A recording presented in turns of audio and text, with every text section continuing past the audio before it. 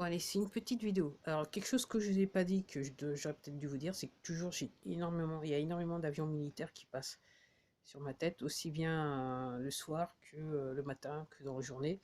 Et encore une fois, pour les sceptiques, c'est pas juste des avions militaires français, ce sont des avions militaires étrangers, nommément l'armée américaine. Alors, comment vous pouvez voir ça? Vous cherchez avec votre moteur de recherche, vous cherchez les sites, les sites qui montrent le trafic aérien dans le monde. Et vous allez voir, vous pouvez repérer, à un moment, vous allez pouvoir repérer les avions militaires dans le monde.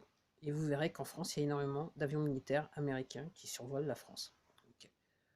Après, et à un moment, en regardant le monsieur là, donc, qui commente sur ce genre de site, il disait il avait fait remarquer à un moment que, ah non, c'était pas lui, je me rappelle plus où j'avais vu ça. Je vois tellement de trucs, qu'à un moment, il y avait l'Europe et qu'elle est directement en Hollande. À un moment donné, il y avait un fort trafic. La Hollande, c'est là où il se trouve la Cour internationale de justice. Bon, je dis ça, mais je dis rien. Après, pour parler de justice et de militaire, et alors c'est juste, ce que je vais vous dire, c'est juste une impression. Voilà, je spécule. Je regardais encore un truc ce matin, donc oui, c'est à fond, oui, les militaires retraités qu'on dit ça, et patati, tatata, ils vont faire un coup d'État, et c'est dans tous les journaux français. Alors, moi, là encore, je vais en redonner encore une autre interprétation, en pensant à ça, de la manière dont c'est rédigé, la manière dont c'est présenté. Ces gens-là, ils savent que les carottes sont cuites pour eux, ils vont se faire alpaguer. C'est juste une question de temps. Là, on est là. Alors, il y en a certains, comme je dis, qui se sont déjà fait alpaguer. Il y en a qui se disent, je vais pouvoir survivre. Parce que jusqu'à présent, tout ce qu'ils faisaient, c'était du sous-marin. Ils vivaient en sous-marin. Ok. Donc, il y en a certains qui se disent, on va pouvoir encore sauver les meubles. Donc, moi, je me dis, le fait que le gouvernement, donc en sachant que le président, le directeur général, comme je vous dis, voilà, pour moi, il n'est plus là. Après, moi, j'ai vu il y a des mois de ça qu'il serait plus de ce monde, mais je sais pas. Moi, là, je sais pas. Ok. C'est juste de la spéculation. Donc, je dirais que la manœuvre, c'est de dire, donc, ces militaires ont fait ce courrier. Alors, je sais pas si, donc, comme je vous dis, moi, pour moi, tout fait partie du film. Et là, moi, je me dis, voilà une version du film voilà, comment je spécule. C'est que, donc, ils ont fait ce courrier. D'une, c'est vrai qu'il faut présenter l'idée que l'armée va peut-être intervenir de manière proéminente l'armée française va intervenir de manière proéminente sur le sol français. Ok. Avant, on ne les voyait pas, maintenant, on va peut-être être obligé de les voir. Ok. Donc, ça serait une manière de dire aux Français, bah, l'armée va intervenir. Après, par rapport aux élites, donc ceux qui font partie de la cabale, l'histoire de dire, ah, ils veulent faire un coup d'État, ils veulent faire un coup d'État, c'est que, comme je vous disais, donc au début, ils savent que les carottes sont cuites. Donc en sachant que de toute façon, il va forcément avoir une intervention militaire de la part de l'armée française, c'est de dire, regardez, regardez, regardez, ils veulent faire un coup d'État. Donc tourner en fait, après essayer de tourner les Français contre la police, essayer de tourner les Français contre l'armée. Et dire, essayer de faire comprendre aux gens, ouais, écoutez, ils vont faire un coup d'État. Alors que dans l'optique de ce que je vous raconte depuis des mois, l'armée sera obligée d'intervenir parce que toutes les strates, toutes les sphères de l'État sont corrompues. Comme je dis, dans tous les pays, c'est pas seulement en France, dans tous les pays, il faut enlever les gouvernements, il faut récurer, il faut nettoyer le gouvernement, il faut nettoyer l'armée, il faut nettoyer la police, tout est nettoyé, nettoyer le service de justice. Voilà, la justice. Alors, vous allez me dire, je vais reparler l'armée parce que hier, je vous disais, je vous parlais d'histoire des produits chimiques qui répandent dans l'atmosphère qui fait que ça change le temps. Ok. Vous allez me dire, ouais, mais ce genre de personne qui fait ça, alors, historiquement, c'était l'armée. Et là, c'est là qu'il faut peut-être aussi envisager le fait, ok, penser que jusqu'à très récemment, l'armée était divisée. Parce que dans l'armée, il y a des gens qui font partie de la cabale. Donc, comme je vous disais, et ça, c'est pas seulement, c'est dans le monde entier. Donc l'histoire qu'il y a toujours des produits chimiques, ça sous-entend, vu que c'est fait par des avions, qu'il y a des éléments de l'armée qui ont à la fois encore comment ça s'appelle, du stock pour pouvoir faire ce genre de choses, et euh, des gens qui leur donnent des ordres en toute impunité. Parce que c'est peut-être cet élément de l'armée qui n'a pas été encore nettoyé. Ok. Vous ayant dit ça, je maintiens ce que je dis. Apparemment, il n'y a plus les fonds.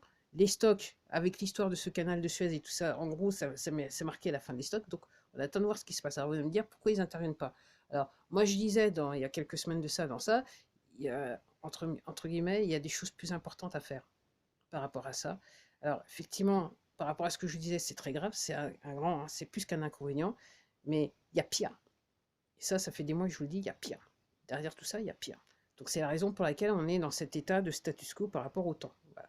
Mais moi, ce que je suis en train de vous dire, moi, ce que, voilà, ma présomption, enfin, mon idée, c'est que de l'autre côté, donc du côté du président directeur général, ok, ceux qui faisaient partie de la CABA, là, ils sont en train d'essayer de mettre les freins pour juste au cas où, parce qu'ils savent que l'armée, pour moi, l'armée sera obligée d'intervenir. Donc en gros, c'est de dire si jamais l'armée arrive au premier point, de dire attention, les Français, là, c'est un coup d'État. Alors c'est pas un coup d'État, c'est pas un coup d'État, c'est pas un coup d'État. Okay. Le coup d'État, il a lieu, ça fait des années-lumière de ça en France. Hein. Okay.